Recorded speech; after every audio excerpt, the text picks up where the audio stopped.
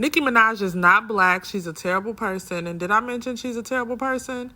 What do her and Kamala Harris have in common? Absolutely nothing, other than the fact that they come from the same racial ethnic background. If y'all say Kamala Harris is not black, then Nicki Minaj is not black either.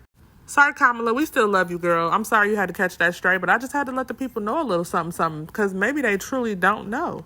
Now that I have your attention, let's get into some real news. The Super Bowl has never been about the city that you're from.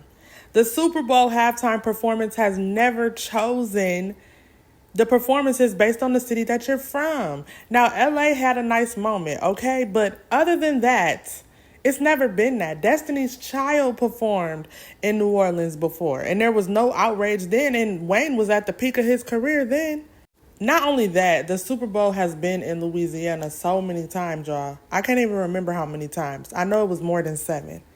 The fake outrage is crazy. Y'all are allowing Nicki to pull y'all in a beef with Jay-Z that has nothing to do with y'all. It's bigger than the surface. She been mad at Jay-Z. I love Wayne's music. I will always say forever that he is the GOAT lyrically. But Lil Wayne ain't been Super Bowl ready in years. And then I noticed how Nicki was calling people N-word with the hard ER, calling people house ninjas with the hard ER, for supporting Kendrick. But are we going to pull up the interview where Lil Wayne said he don't care about Black Lives Matter and he a rich black man? So none of that has anything to do with him. He's not advocating for something that doesn't have to do with him.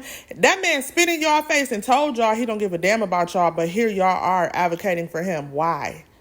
I was originally just going to share this to the 40 people on my Facebook story, but as I'm going on, I realized I just need to go ahead and make this into a real video. Controversy on Fox Sports when he said he personally doesn't see racism because so many of his fans are white.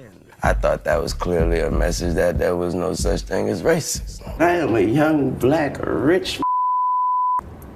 If that don't let you know that America understands black matter these days, I don't know what it is. Don't come at me with that dumb man.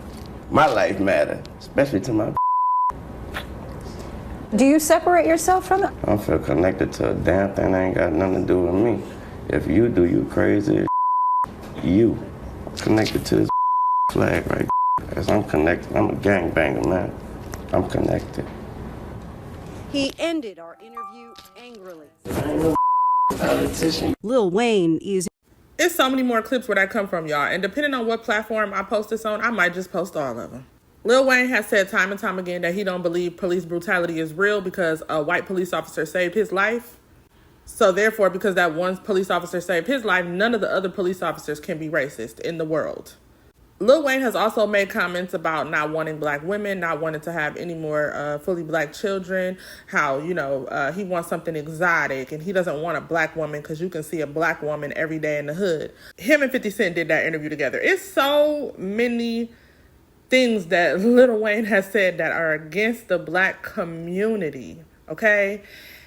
Which has nothing to do with the topic at hand. The only reason I'm bringing this up is because Nicki Minaj is the one who ignited all of this fire. She ignited this fuel. She got y'all on this. Her exact words was, they hating on a young black man. If Lil Wayne is a young black man, I digress, wouldn't Kendrick be the young black man in question? Isn't Kendrick a black man too? See, Nicki Minaj has a history of playing the race card when things don't go her way. Ooh, I hate that I'm even saying that.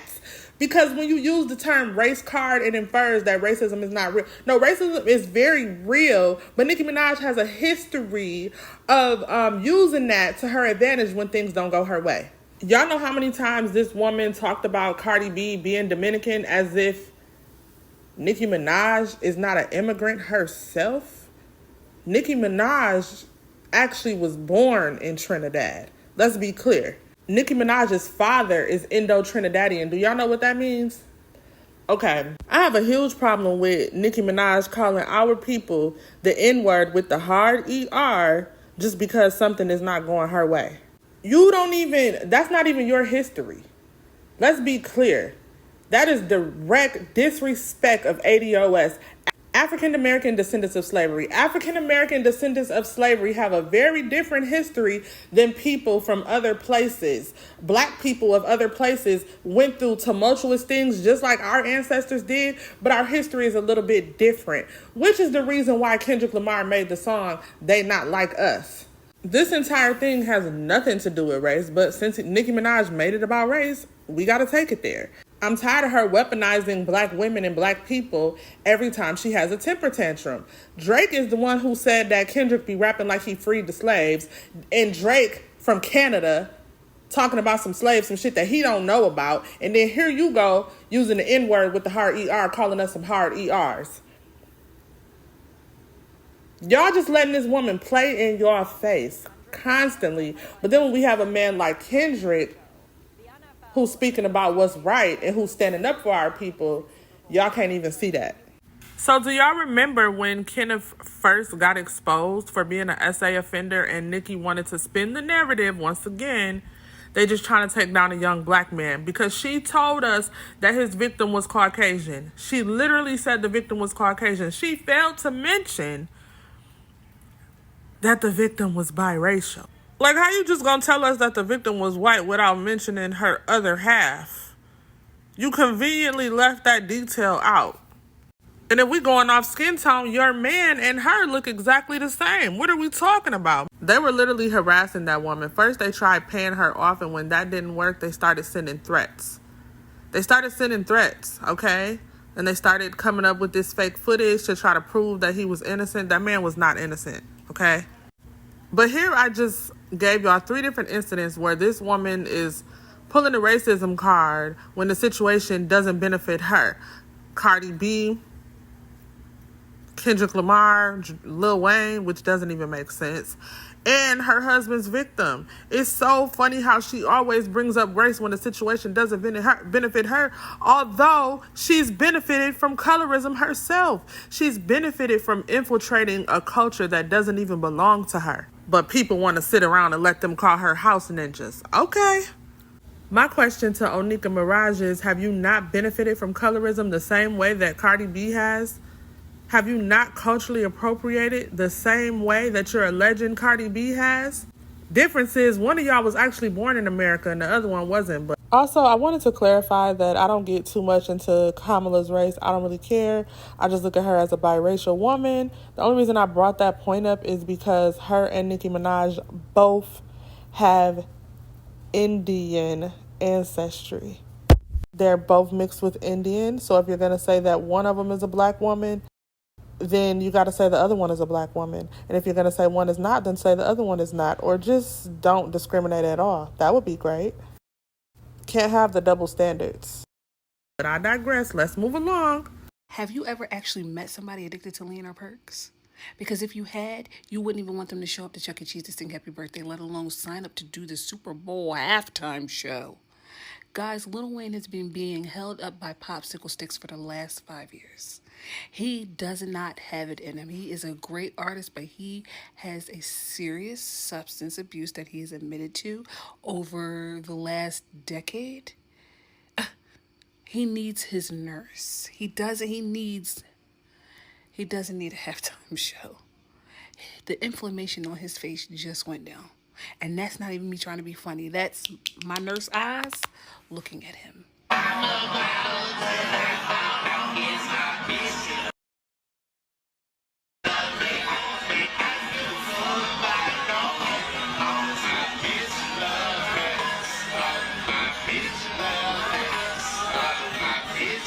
That's the Lil Wayne y'all wanted on stage? Okay, well, here's his apology. Not his apology, but here's his statement. That hurt. Hurt a lot. You know what I'm talking about? It hurt a whole lot. I blame myself for not being mentally prepared for a letdown. And for just automatically mentally putting myself in that position like somebody told me that was my position. It made me feel like not getting this opportunity. And when I felt like you guys reminded me that I ain't without y'all. And That's an amazing reality. I don't know if I made it clear in the video, but I actually lyrically am a Lil Wayne fan. When I was younger, I was one of his #1 fans. I still think Lil Wayne is the GOAT. Lyrically, I haven't met too many artists who can do as many synonyms, hyperboles, and metaphors as him. He's a lyrical genius. And I've said this many a times, and y'all wouldn't believe how many people disagreed with me when I was actually defending him being a lyrical GOAT. I'll show y'all. It was people in my comments like, how is he goated? But I had to understand that the people who don't think that he's goated is because they simply don't understand. Like, not everybody has the same IQ level. So when he out here spitting all them different metaphors that people don't understand, they not on that level. Their brain can't they can't grasp the concept. So of course they're not going to enjoy his music. With all that being said, two things can be true at once. I can think that Lil Wayne is the GOAT lyrically, but still believe that he's not Super Bowl ready to perform. He has a substance abuse issue. We got to address the elephant in the room. Instead of everybody hopping on this Lil Wayne was done wrong bandwagon, why not use this as a teachable moment to say no to drugs? The younger generation are all looking at us, seeing how we're handling this situation, and y'all are out here endorsing a drug addict. That's really teaching people it's okay to be a terrible person, to not do what you're supposed to do and stay on top of your health and talk crazy about your own community and all of that. As long as you make good music, we're still going to support you. So I'm going to wrap this up, but before I go, I want to make sure that I highlight that the Super Bowl halftime performances have never been centered around an artist's hometown. Okay? You can just take a look at all the halftime performances where Janet Jackson, Justin Timberlake, Beyonce have performed, Rihanna, Usher just performed last year in Nevada. None of the Super Bowl performances have ever, with the exception of 2022 in LA, none of the rest of the Super Bowl performances have ever been centered around an artist's hometown. And the Super Bowl has been in Louisiana well over 10 times, specifically been in New Orleans at least 7 times.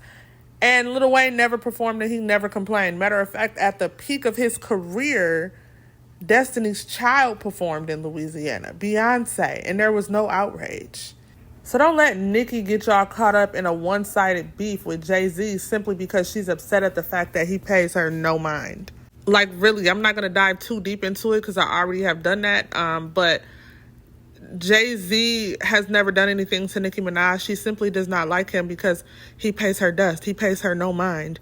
He's never, I don't even think they've collabed on a song together. He's never co-signed her or anything like that. So for him and Beyonce to just immediately co-sign Meg Thee Stallion, that hurt her ego, and she's just too afraid to admit it. This little one-sided beef that she has with Meg didn't start until I'm a Savage remix was released.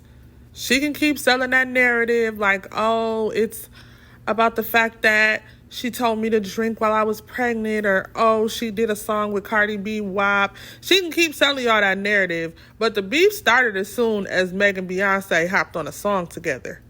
Beyonce said, you want to see some real ass, baby, here's your chance. And then the very next day, Doja Cat and Nicki Minaj were set to release a song, and Nicki Minaj edited her verse so that she could say that real ass couldn't keep your nigga home. That wasn't even the original verse. She went back and edited her verse to that song to clap back at Beyonce. So she been throwing jabs at Beyonce for a very long time. She been throwing rocks and hiding her hands.